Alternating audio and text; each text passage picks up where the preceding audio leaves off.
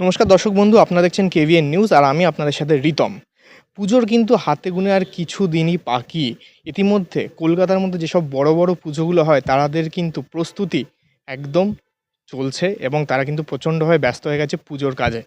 তো আজকে আমরা যেখানে আছি সেটা হচ্ছে গড়িয়া নাকতলার অন্যতম খুবই জনপ্রিয় একটা পুজো, সেটা হচ্ছে নাকতলা উদয়ন সংঘ। হ্যাঁ, আমি এখন আছি ঠিক নাকতলা উদয়ন সংঘে এবং আমার পিছনেই আপনারা দেখতে পাচ্ছেন এখানে কিন্তু প্যান্ডেলের কাজ চলছে এবং বাঁশও পড়ে গেছে, ভালো মতোই কাজ চলছে। যেহেতু বর্ষাকাল সেই জন্যই তিরপল দিয়ে রাখা হয়েছে এবং যাতে কোনো রকম কিছু অসুবিধা না হয়।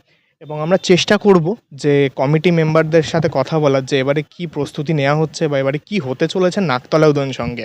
কারণ খুঁটি পুজো কিন্তু ইতিমধ্যেই হয়েই গিয়েছে এবং কবে থেকে উদ্বোধন বা কবে থেকে দর্শনার্থীরা আসতে পারবে মণ্ডপ দেখতে, মাকে দেখতে, সেটা জেনে নেবো কমিটি মেম্বারদের থেকে। ইতিমধ্যে আমাদের সঙ্গে আছেন নাকতলা উদয়ন সংঘের যে সেক্রেটারি এই কমিটির, পূজা কমিটির, উনি আছেন আমাদের সাথে। দাদা, আপনাকে অনেক অনেক স্বাগত কেভিএন নিউজে। কেমন আছেন আগে বলুন। হ্যাঁ, ভালো আছি। এখন সামনে পুজো, একটু ব্যস্ততা বাড়ছে, আস্তে আস্তে শরীরটা খারাপ হবে আর কি এরপরেই। ব্যস্ততার জন্য? হ্যাঁ, অবশ্যই তাই। কারণ এত বড় একটা পুজো সবাই আশা করে থাকে, আপনাদের মাধ্যমেই আজকে পুজো এই জায়গায় গেছে, সেটার অবদান আমরা ক্লাবের তরফ থেকে অবশ্যই সঙ্গে, আপনারা যদি না থাকতেন, আপনারা যদি প্রচার না করতেন, এই হাইট না দিতেন এবং বিভিন্ন পুরস্কারে পুরস্কৃত না হতাম, তাহলে এই জনসমাগমটা হতো না আর কি। সেই জনসমাগমটা ধরে রাখাই আমাদের প্রতিবার আমাদের চ্যালেঞ্জ থাকে আমাদের নিজেদের সঙ্গে, যে সামনের বার ছাপিয়ে যাব কীভাবে। সেই টেনশনটা একটা থাকে যতক্ষণ না পর্যন্ত দর্শকের মতামত পাই। মানুষের কাছে নাকতলা উদয়ন সংঘ বলতে গড়িয়ার দিকে আসবো বা টালিগঞ্জ, এই দুটো দিকে আসা মানেই তারা নাকতলা উদয়ন সংঘটা ওদের লিস্টে থাকেই মানুষের কাছে, যে একবারে নাকতলা উদয়ন সংঘ করে যাব। তো প্রত্যেকবারই মানুষের কাছে থাকে যে নিশ্চয়ই প্যান্ডেলে বা থিমে আরও আমরা নতুন কিছু দেখতে চলেছি, কারণ প্রত্যেকবারই আমরা দেখেছি নতুন শিল্পকলা আমরা দেখতে পেয়েছি নাকতলা উদয়ন সংঘে। ঠিক এবারে কী চমক থাকতে চলেছে? আসল কথা যে আমি যে প্রথমেই বললাম যে প্রতিবারই চ্যালেঞ্জ থাকে আমাদের নিজেদের সঙ্গে নিজেদের, যে আগের বার কী করে ছাপিয়ে যাব। কারণ বিভিন্ন দূর দূরান্ত থেকে মানুষ আসে, অগণিত মানুষ আসে, আমাদের ভালোবাসে, আমার ক্লাবকে ভালোবাসে, সেই জন্যই তারা ছুটে আসে। তারা যদি এটা একটু মানে খুশি না হয়, তাহলে আমরা মনে হয় যে আমাদের এই 6 মাসের পরিশ্রমটাই হয়তো বৃথা।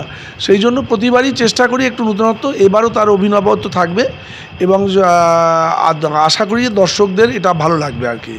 খুঁটি পুজো তো হয়ে গেছে, তো যদি কিছু বলা যায় যে এবারে থিম কি হতে চলেছে বা কি ভাবনা করা হয়েছে? কথা, থিমটা বলার ক্ষেত্রে জানেন তো যে যেহেতু একটু কম্পিটিশানের মধ্যে সব থাকে, সেই হিসাবেই বলা যায় না সেইভাবে, কিন্তু দর্শক নিরাশ হবে না, এইটুখানি বলতে পারি। আগের থেকে আরও ভালো ভালো কিছু দেখতে পাবে নূতন অঙ্গিকে। এবং এবার আমাদের শিল্পী অনির্বাণ দাস, আপনারা জানেন অনির্বাণের কাজ করা মানেই নূতন নূতন সৃষ্টির খোঁজ আর কি তার কাছে থাকে, সেই হিসাবেই আমি বলতে পারি। এবং সম্ভবত সঙ্গে কিছু লাইভ শোও থাকতে পারে, দর্শক মনোরঞ্জন হবে, এটা আমার আশা পারি। দর্শনার্থীরা যখন মণ্ডপে ঢুকবে তারাই সেই লাইভ শোগুলোও এনজয় করতে পারবে। একদম একদম, সব সময় এনজয় করবে এবং সম্পূর্ণ গল্পটা নিয়েই এই প্রতিমাটা হবে এবং পুজোটা হবে, সেইটাই এই মাধ্যমে বোঝানো হবে আর কি। আচ্ছা, মানুষের একটা কৌতূহল থাকে কি পুজো অনেক আগে থেকে তারা ঠাকুর দেখতে অলরেডি বেরিয়ে, মানে মহালয় থেকেই তারা ঠাকুর দেখতে বেরিয়ে, তো নাকতলা উদয়ন সংঘ ঠিক কবে থেকে মানুষের কাছে তাদের দরজা খুলে দিচ্ছে? কথা দেখুন, এই বছর যেহেতু নতুন গভর্নমেন্ট এসছে, আমরা মাননীয় মুখ্যমন্ত্রী শুভেন্দু অধিকারীর কাছে অ্যাপ্রোচ রাখবো। প্রতিবারই যারা মুখ্যমন্ত্রী থাকে আমাদের এই মণ্ডপটা উদ্বোধন করে, তা তিনি যেমনি সময় দেবেন, তিনি তো ভিআইপি মানুষ, তিনি যেমন সময় দেবেন সেইভাবেই আমাদের গুছিয়ে নিতে হবে আর কি। তবে আশা করি এবছর মহালয়ের আগে উদ্বোধন হবে না, মহালয়ের পরেই হবে। দাদা কি মানে আমাদের টাইম দেয় সেটা একটু দেখে নিই, আমরা পরবর্তী সময় জানাবো নিশ্চয়ই। আচ্ছা, এবার একটুখানি মণ্ডপের দিকে আসি। প্রস্তুতি এখন ঠিক কেমন চলছে? কারণ ভারী বর্ষা, এখন সারাক্ষণ বর্ষা, মানে বৃষ্টি হচ্ছে, সেই মধ্যে প্যান্ডেলে কাজ করা, যেহেতু আউটডোরে কাজ হচ্ছে, কীরকম চ্যালেঞ্জ ফেস করতে হচ্ছে? চ্যালেঞ্জ তো ফেস করতে হচ্ছে। আপনি ঢোকার সময় দেখেছেন যে মণ্ডপটা পুরো তিরপল দিয়ে ঘিরে নেওয়া হয়েছে। এই মণ্ডপ কিন্তু থাকবে না, একমাত্র ঠাকুরের মণ্ডপ ছাড়া পুরোটাই ওপেন হবে। আমাদের বাঁশের কাজ মোটামুটি হয়ে গেছে, এখন কালকের থেকে আমাদের স্টেজের কাজ, প্লাইয়ের কাজ শুরু হবে। কাঠ আজকে রাত্রেই পড়বে, এইভাবেই আস্তে আস্তে তার মধ্যে ঠাকুর আরম্ভ হয়ে যাবে, এর মধ্যেই এইভাবেই চলবে আর কি। আমরা আশা করছি মহালয়ের মধ্যে আমরা শেষ করে নেব আর কি। প্রতিমার মধ্যেও কি নতুন কিছু দেখতে পাবো, নাকি প্রতিমা সনাতন, মানে এখন অনেক জায়গাতেই করছে কি মানুষ চাই যে সনাতনীভাবে মাকে দেখতে, মানে মাকে সেই ছোট হাত ছোট পা এই রকমভাবে দেখতে চাইছেন, এরকম অনেক প্রসঙ্গ উঠছে। তো এখানে ঠিক মাকে আমরা কী রূপে দেখতে পেতে পারি? এখানে মা, দেখুন, মার তো কোনো বিকল্প হয় না। মা সনাতনী না মা আর্ট ভিত্তিক, আমি আমার যত মণ্ডপে ঢুকে আমি তাকে আমার মা হিসেবে ভাবতে পারি। সুতরাং পুজোর কাছে কিন্তু ওইটা যে যেমনভাবে করে সে কিন্তু ওই ঠাকুরটাকেই পুজো করে। তা সুতরাং আমি মাকেই পুজো করছি। সুতরাং কোথায় ছোট হাত বড় হাত সে হয়তো শিল্পী, তার শিল্পের সুষমার জন্য হয়তো সে করে, কিন্তু তার মধ্যে মায়ের আমার কোনো বিকল্প হয় না। কিন্তু অনেকবারই মা হয়তো হাঁটতে পারে, সেও কিন্তু তার কাছে মা। আবার আমার মা হয়তো সুস্থ, সেও আমার কাছে মা। মায়ের পরিচয় আমরা ওই 7 দিন আমরা একদম মা আমাদের কাছে যেমনিভাবে আসবে সেমনিভাবেই মাকে আমরা পুজো করব। আর আমাদের এবারের মানে আমাদের যা থিম সেই আন্দাজে এক সাবেকি ঠাকুরই হবে আর কি, মাতৃপ্রতিমা হবে। আমাদের বলছি যে ওই মহালয়ার মধ্যেই আমাদের ইসে হয়ে যাবে আশা করছি। কারণ কিছু বিদেশিদেরও প্রোগ্রাম থাকে, যদি কেউ এরকম করে বিদেশিদের, বা আমরাও যদি করি যে ওই বিদেশিদের আগেই পুজো দেখানো আর কি। কারণ তারা এই ভিড়ভাড়টা পছন্দ করে না। আপনারা জানেন যে ইউনেস্কো দিয়ে আমাদের স্বীকৃতি দিয়েছে, সেই সম্মানটা বজায় রাখার জন্য তাদের কিছু আগে হয়তো আমরা করতে পারি, সেটা এখনও কথা চলছে, পরিপূর্ণ হয়নি। যে যদি আমরা নিজেরাই ওই আসল কথা, দেখুন যে কলকাতা কেন সারা ভারতবর্ষের শিল্প দেখতে গেলে পয়সা খরচা করতে হয়।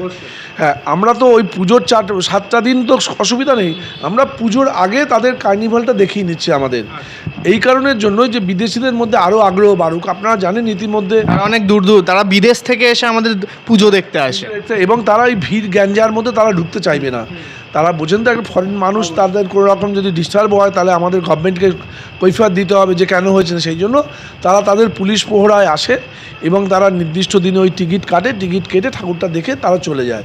তারপরের দিন আমাদের মহালয়ার পর দিন উদ্বোধন করে দেবো, তখন জেনারেল মানুষ দেখবে, অসুবিধার কিছু নেই। সুতরাং ওই 3-4টে দিন আমি দর্শকদের কাছ থেকে আমরা চেয়ে নেব, যদি আমাদের এটা সাকসেসফুল হয় যে আমরা নিজেরাই হয়তো করব যে বিদেশিদের চোখে দুর্গাপূজা কেমন, তারা ওই পুজোর 3 দিন আগে তারা এসে দেখে চলে যাবে, তারা তাদের মতামত আমাদের জানিয়ে যাবে। এবং আমরা চাই এই দুর্গাপুজো বিশ্বের দরবারে যেন আরও এগিয়ে যায়। সেই চেষ্টাতেই মানে সরকার চেষ্টা করছে, আমরা যারা ক্লাব সংগঠন তারা চেষ্টা করছি কীভাবে সুষ্ঠুভাবে তাদের মুভমেন্ট করে তাদের নিয়ে আসা এবং পরবর্তী সময় তাদের নির্দিষ্ট জায়গায় তাদের ফিরিয়ে দেওয়া, যাতে ভারতবর্ষ তথা পশ্চিমবাংলার মান যে উচ্চ জায়গায় ছিল সেই জায়গায় যেন থাকে, তার যেন কোনো রকম ভুল ত্রুটি না হয়, তার যেন ভুল বোঝাবুঝি না হয়, সেই জন্যই আমাদের এই প্রচেষ্টা হয়। বেশ, তো ইতিমধ্যে জানতে পারলেন অনেক গল্প, অনেক রকম কথা যে কী আরও হতে চলেছে।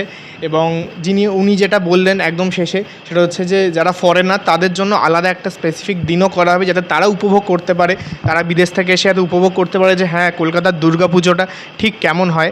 আমি Ritam Chakraborty, cameraman Homer Gogoi Thakurta, KBN news.